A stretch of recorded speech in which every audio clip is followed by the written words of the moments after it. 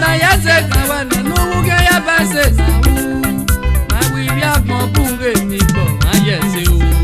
gele la palu ke wa se ni bi agbon ga se ri boru e ko ye ga we mi se iwe ya se re no ma se e se ga gbo ma sa ye wo sa wa se na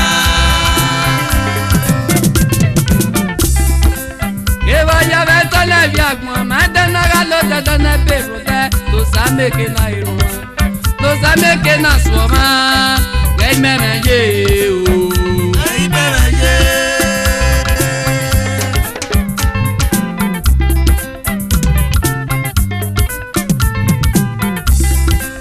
e na gwa se ga ura me e na gwa se ga u a gwa se tu a rie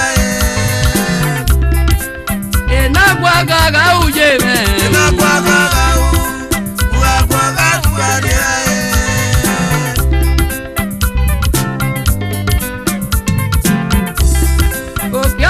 Wapa na zola roga ya na ga mo wapa Beni ya wase ni pia bi wo geri ya una mo we o e to pagile ga ya na zo bi omo na ki o gbe wa giri akiri agbon na de gbe wa ni yo ma ya si go ya na pa o bo pa o we o Baby ya gi gba mu fi o to na ri aga ya ri asigo Manana swinga biao Aunera me kiema unije me kiema Hey me ye Hey me ye Apa uwe mani ya maria sigo na ga no mona ota Ga era ga iwe Apa uwe mani ya maria sigo na no mona ya ginera giniya na we wazo ubodo gari Wasia gera biyare wa mamiko Wazo ubo gera biyare magbeku Wagaga we mi se no pe ko ga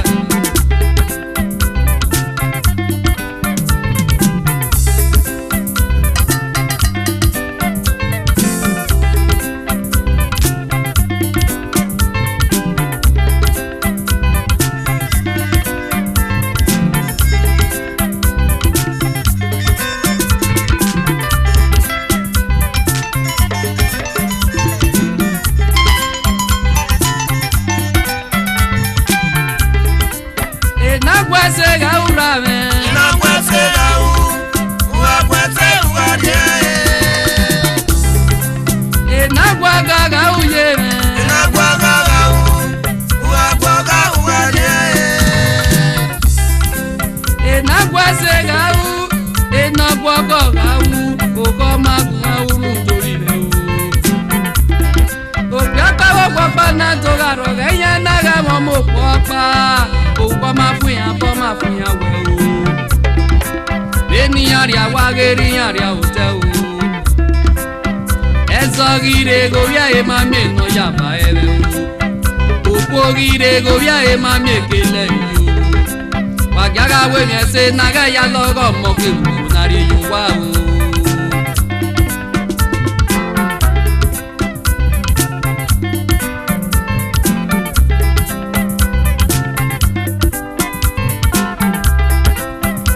Kwese ga ura me na kwese ga wa kwese ugarie e na gwa ga uje me na gwa ga ugarie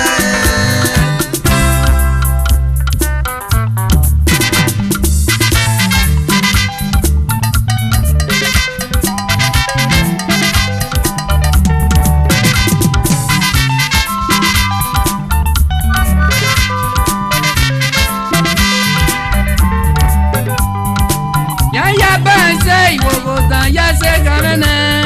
Oyera wase Osana wese na o Oyera wase Gosa wese na o Oyera wase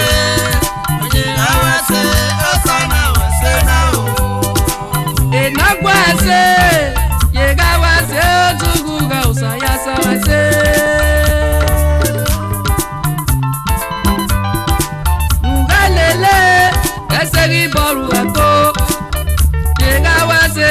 na wese na o.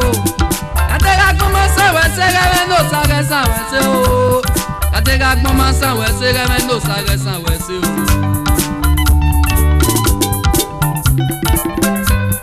Ke boyo metona amanda na galo tete na belo tete no sa meke na iru ma me yo no sa meke na so ba o. Ya ba se iwogo da ya se kamene. Oye la wese o sa na wese na o.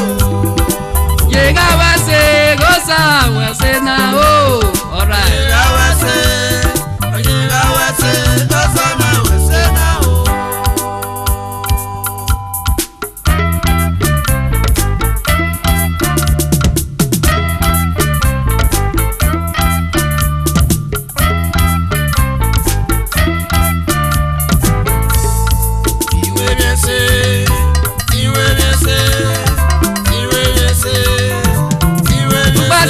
Ya moto, kaka seto ya moto, no pie koga vai sese. Asema ele o, ufa ele o, kwenye na masa o. Kwenye na masa o, kwenye na masa o, kwenye na masa o.